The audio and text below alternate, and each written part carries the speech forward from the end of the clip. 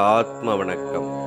ஆத்மபிதா சுவாமி சிவானந்த பரமஹம்சர் அவர்கள் அருளிய சித்த வித்தியார்த்திகளின் நடவடிக்கை கிரமங்கள். நாள் 10, சட்டம் 12. சித்த வித்தையை பெற்றவர்கள் தாமாகவே 2 ஆயுதங்களை உண்டாக்க வேண்டியதாகும்.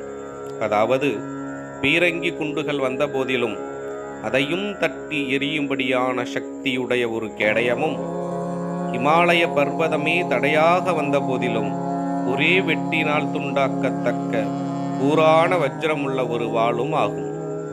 அதாவது, தீரதை துணிவு என்னும் கேடயமும், ஷமா பொறுமை என்ற வாளும் ஆகும்.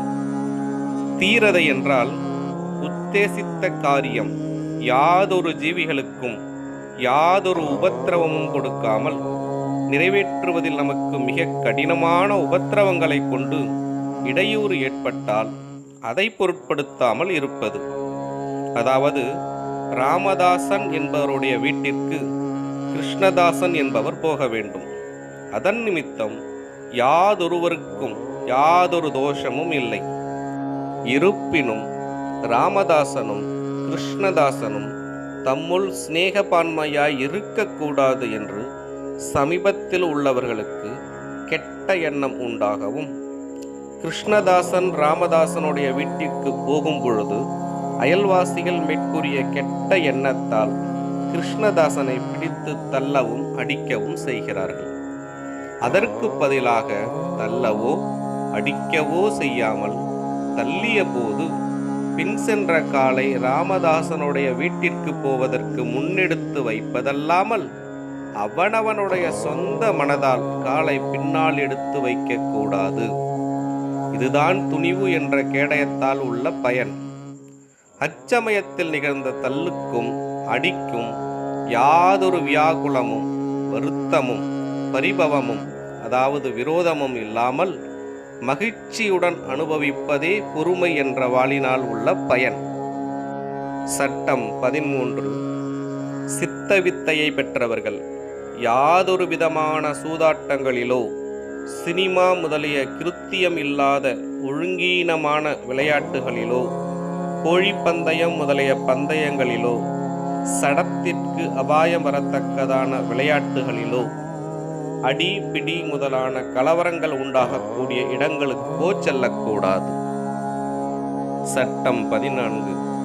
சித்த வித்தையை பெற்றவர்கள் சித்த வித்தையை பெற விரும்புபவர்களுக்கு மேலே எழுதியுள்ள 2, 3 பிரிவுகளில் விவரித்துள்ள கெட்ட பழக்கங்களை விட்டுவிடும் தருணத்தில் சித்த வித்தை உபதேசம் கொடுக்கலாம். முற்கூறிய கெட்ட பழக்கங்களை விட முடியாதவர்களுக்கு உபதேசம் கொடுக்கக்கூடாது. ஆனால் சித்த வித்தியார்த்திகளுக்குள்ள நடவடிக்கை கிரமம் முக்கியமாக சித்த வித்தை அபியாச ஆலயக்காரர்களுக்கு பாத்தியப்பட்டிருப்பதாகும்.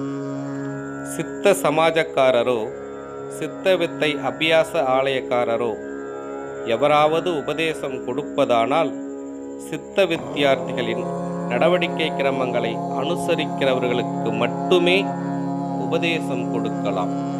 சித்த வித்தை பெற்றவர்களானாலும் நடவடிக்கை கிரமங்களுக்கு அனுசரித்து நடக்காதவர்களானால் அவரோடு எந்த விதத்திலும் கூட்டுறவு வைத்துக் கொள்ளக்கூடாது. சட்டம் 15.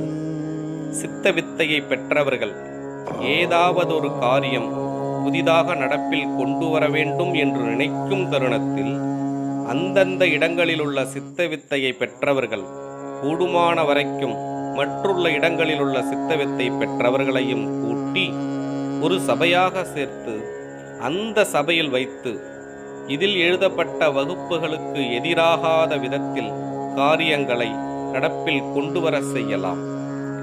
சித்த வித்தியார்த்திகளின் நடவடிக்கை கிரமங்கள் தொடரும். ஆத்ம வணக்கம்.